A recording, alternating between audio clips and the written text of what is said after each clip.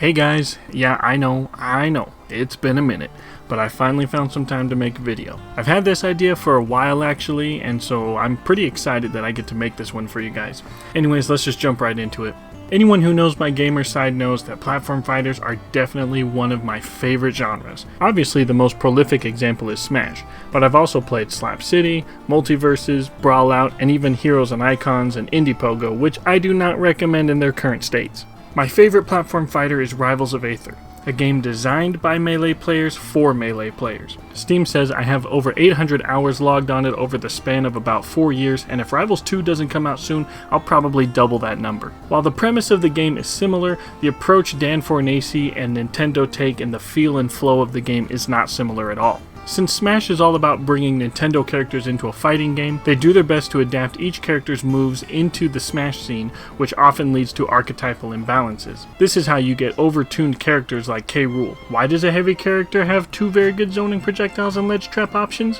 Because he had them in his original game, silly. Heavyweights usually have exploitable and pathetic recoveries, but not K. Rool. Just give him a helicopter jetpack that makes him basically immune to edge guarding. Heavyweights also struggle against zoners and rushdown characters, but not K. Rool, because in his game he had belly armor, so let's give him a counter and a reflector on the same move. Tack on some surprising speed, devastating combos, ledge trap options, frame trap options, 2 berry moves, and you have a heavyweight that has everything the heavyweight archetype offers with little of the weaknesses that comes with said archetype. That is why I say K. Rool is an overtuned character. Now don't get me wrong, I'm not opposed to characters breaking the mold of their intended archetypes, but breaking the mold so that you can keep a character true to their origins comes off as indifferent to the balance of the game, especially when you have a character like Donkey Kong, who also canonically has things like projectiles, not receiving the same mold-breaking treatment in the same game. Rivals' approach to making their platform fighter is to create a fast and fluid gameplay experience while putting a creative spin on their familiar archetypes. Daedalus hits all the marks of a heavyweight, having low mobility but powerful attacks, but the devs gave him ice powers. He can cover the stage in ice and use that to cover over his weaknesses. He can slide on the ice for bursts of speed. He can absorb the ice for armor. He can freeze people standing on the ice. Now you might be thinking, how is he not an overtuned character like K. Rool if he can do all those things? I'm glad you asked, my little brie cheeses. The difference is that Daedalus is not the only character to receive mold-breaking treatment. Orcane is a rushdowner with teleportation. Clarin is a swordy with a stunner on her tippers. Sylvanos is a heavyweight with stage-wide attacks. All the characters have a sort of game-breaking mechanic that feeds into their kits and covers over the inherent weaknesses of their archetype. Where K. Rool has almost every weakness covered, these characters have 1 or 2 weaknesses covered by mechanics that are also exploitable. For example, Orcane can only teleport to a puddle he places down, which means not only is his teleportation conditional on him placing the puddle, but it also means that his opponent always knows where he'll teleport to. Maple can tether to her opponent, but she has to mark them first, and if she attempts to tether to them while they're actionable, well, they can punish her. Eliana can fly, but if she does it too much, she'll overheat and have to bail, making her exceptionally vulnerable to punishment. K. Rool's mechanics don't really leave him all that vulnerable. He's armored while he throws the crown. His gun will suck up opponents who make it past the cannonball. His helicopter protects him and lifts him from basically the underworld. His counter not only hits stupid hard, but reflects projectiles, and if he whiffs and starts getting punished, he has belly armored aerials to get him out of a combo string. To sum up my longer than expected preamble, Nintendo seems perfectly willing to wreck balance in the name of character representation, whereas Dan tries to creatively subvert the limitations of an archetype without creating imbalance. This brings us to the point of the video, an archetype I've always found fascinating but never enjoyed in practice: resource-based characters.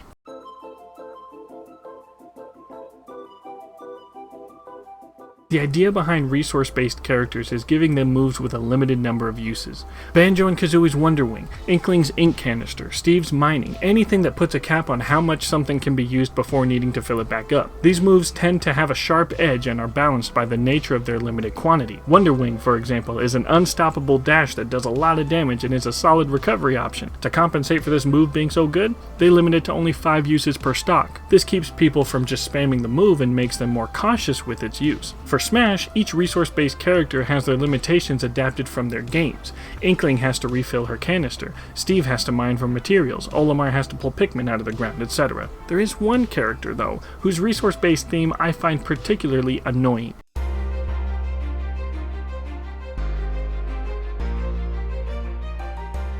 In Fire Emblem, each item has durability, and once that durability is used up, the item breaks. This has players going to various shops to buy weapons and items to replace their broken ones. This durability system has carried over into Robin's moveset. His Levin sword and each of his special moves can break, making that particular move unusable until it regenerates. Granted, that time is short, as every weapon besides Nosferatu regens in about 10 seconds or less, but that doesn't make you any less vulnerable. Just like with K. Rool, Robin has this durability system because that's what it was like in his game. Yet that doesn't make it any less dumb. This durability thing is a double-edged sword though. On the one hand, this forces players to be more tactical in their gameplay as your durability gets used up whether you hit your target or not, meaning that you can't just spam sword and spell attacks without leaving yourself vulnerable. This is cool because in Fire Emblem Awakening, the only Fire Emblem game I have and will play, Robin's role is a tactician with the ability to use swords and spells. So creating a system that forces players to be strategic in a fighting game and not just in a turn-based combat game is actually pretty cool, if it's done right. Which brings us to the other edge of the sword, because not only will you leave yourself vulnerable if you miss your moves, but you can also leave yourself vulnerable if you land all your moves. This is a bad thing in Smash, because even if you wisely and successfully use all your moves and get the kill, your opponent will just come back with their second stock and a few seconds of invulnerability to come and get you. And since you just used up all of your moves, you're left with nothing but your trash mobility to protect you till your moves regenerate. Again, I like the strategic gameplay side of it, but the execution doesn't pan out very well, and it's sad because there's another game that actually does it much better.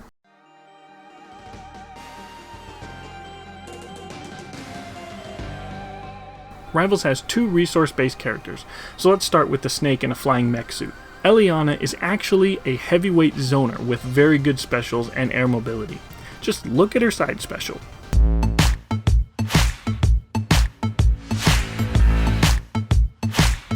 And you thought Snake's Nikita missiles were busted. Much like with Robin, a lot of her moves use up her resource, which in this case is coolant. That little bar above her head indicates the temperature of her mech. When it fills, her mech goes into overheat mode, and while she's in it, she loses access to her flying abilities and all of her specials and her steam attacks. But she also gains the ability to perform smash attacks, even in the air. So, the game plan for Eliana is to utilize her specials and moves to rack up percent on her opponent as well as fill up her heat meter so that she can take out her opponent's stock at the same time she overheats. Playing her is like playing a little mini game of managing her heat on top of fighting her opponent. And those moments when she performs a combo and right at the end she overheats and blasts her opponent are so satisfying and really a marvel to me. Unlike Robin, who is basically punished for using his moves even strategically, Eliana is rewarded for being strategic in her moves by giving her the KO power she built up to kill her opponent. Also, unlike Robin, she can actively regain her resource by blowing off steam, which is also a multi-hit cloud she can use to zone out her opponent. While Robin's only method for regenerating his resources is to blow it all away and wait for it to come back. My point is that there is a clever way to create a resource-based character without just giving them limited moves, but instead creating a cycle of risk versus reward. For Eliana, she has more options and can recover more easily when she isn't overheated, but she lacks the ability to reliably kill her opponent, which leads to drawn-out fights she will likely lose because, well, she's a heavyweight. When she is overheated, she has reliable kill options, but she has no specials, and her only hope of recovery is to bail her mech like Bowser Jr., but without the ability to swing at someone. Players now have to consider when they want to go into overheated mode or not based upon their game plan and the status of their opponent, all while actively fighting their opponent. I find this to be far more strategic than Robin's moveset, and really more interesting. Shovel Knight is the other resource-based character in Rivals, and I think that his system would be much better suited to Robin's gameplay. SK's resource is treasure, which is collected by hitting his opponents. When he collects enough treasure, he can open up a shop with his taunt and buy something with it, whether that be a move to replace his neutral special or new armor that gives him new abilities. Dying causes him to lose his treasure, which he can choose to go back and collect, but he'd likely run out of his respawn invulnerability by the time he finishes, meaning that SK has to decide whether to use his invulnerability to attack his opponent or recover his treasure. unless of course his opponent stands next to the treasure. The reason I think this is a better fit for Robin is because this is kind of what you do in Fire Emblem Awakening. In that game, you get money for winning battles so you can buy gear for your units. What if Robin had SK's treasure system? Say he automatically got money from hitting people like Business Casual Man from Slap City, and then he could taunt and buy a new spell or sword. There could also be different levels of spells and swords, like Bronze Sword, Iron Sword, Glass Sword, Levin Sword, Thunder, L Thunder, Arc Thunder, Thoron, etc. And each level had varying power levels and durability and costs. Say Robin starts with Bronze Sword as the base weapon. After a few hits, his Bronze Sword is close to breaking. He could buy an Iron Sword to do more damage, but maybe he wants to buy a Levin Sword as soon as possible. So he buys another Bronze Sword and plays carefully even though he's at a significant disadvantage so that he can save up for a Levin Sword. Uh-oh, Elwind looks mighty low, but you don't have enough for another Elwind. Do you try to hit your opponent a few more times so you can buy Elwind, which is more durable and does more damage? Or do you go for the safe option and just buy a basic wind spell so you can still recover? See how much more strategic and engaging that gameplay would be. But Nintendo, in their efforts to prove that quantity is better than quality, has created characters with basic one-to-one copies of their original systems so they can spend more time on, say, Kazuya's combos and Mii Fighter costumes. Moving forward, while I am extremely skeptical of this actually happening, I hope that Nintendo will take inspiration from other developers who are doing the same thing, but in more interesting and sometimes better ways. As it is, hopefully you guys have seen my point and enjoyed the video. If you did, let me know by hitting that like button. If you're not subscribed, then you must be ugly, because we all know that all pretty people subscribe to this channel. And if you're wondering, yes, I am planning on making videos again, hopefully without months-long hiatuses in between them. I kept this one kinda short so that I knew I'd have time to actually finish this one, so hopefully I can make more involved videos in the future. And hey, I really want to know what you guys think about resource-based characters, and what ideas do you have to change them? Tell me all about them in the comment section. Y'all stay safe out there, and I'll see you in the next video.